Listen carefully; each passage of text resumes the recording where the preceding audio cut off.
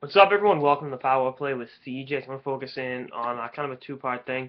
Patrick Kane could become the first American ever to lead the National Hockey League in points.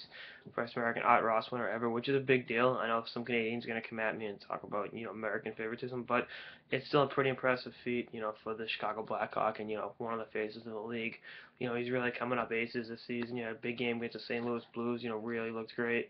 He's got 26 goals on the season. He's got 59 points in what's he got? 53 games. So, really playing some fantastic hockey. He talked about the great year he's having. I think it'll go down as one of the best years by an American ever. He's in the top 10 in both goals and assists. It's his career. He's only 4 goals off his career high, which is really impressive. That's amazing when you consider everything. He's also more of a playmaker, but his goal scoring ability is second to none. Great wrist shot and definitely is shifty enough and shaky. Can shake defenders. Shaky. Making stuff up, but yeah, great year. Now, one of the better Americans come down the pipeline in a long time is Jack Eichel. He's gonna go number one. If the NHL goes to the Olympics in Korea in 3 years, could they end up on the same line? And I think absolutely, because I think first of all, Jack Eichel will be 21 years old. Kane made the Olympic team when he was 21. Kane went number one in the draft, and Eichel won't go number one because that guy will be the number one pick. But definitely a fantastic player and a franchise type center.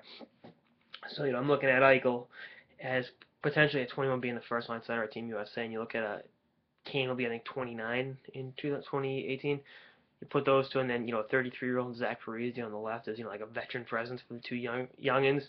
That'd be awesome. That would be a fantastic line.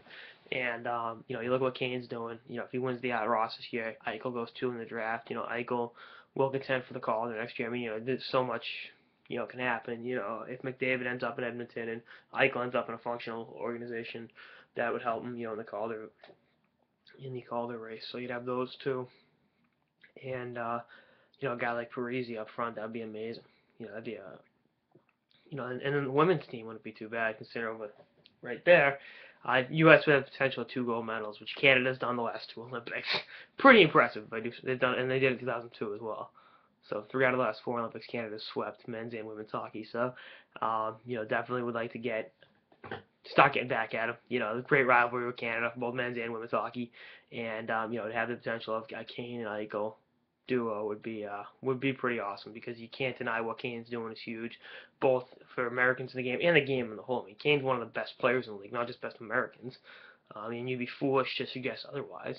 And Eichel's gonna do some big time things. He's gonna be a franchise type center, so Mike Modano type.